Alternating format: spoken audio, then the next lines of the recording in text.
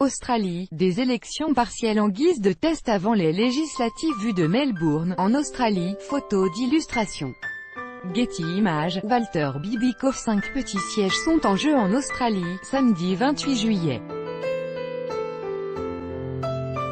Des élections partielles qui suscitent beaucoup d'attention, car elles sont considérées comme un test en vue du scrutin législatif prévu en 2019.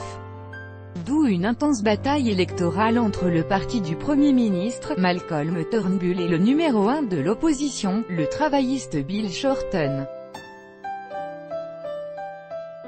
Tout commence avec la décision de la Haute Cour d'Australie, la plus haute juridiction du pays, qui décide en octobre 2017 que les binationaux n'ont pas le droit de siéger au Parlement. 5 parlementaires détenteurs d'une double nationalité sont alors obligés de démissionner. Ce sont ces 5 sièges qui mobilisent la classe politique aujourd'hui.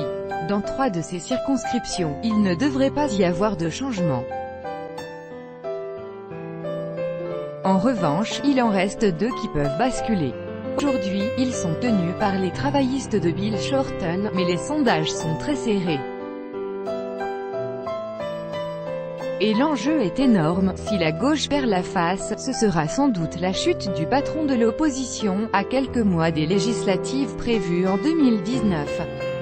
Voilà pourquoi la coalition libérale du Premier ministre Malcolm Turnbull a voulu faire de ce scrutin partiel un événement majeur.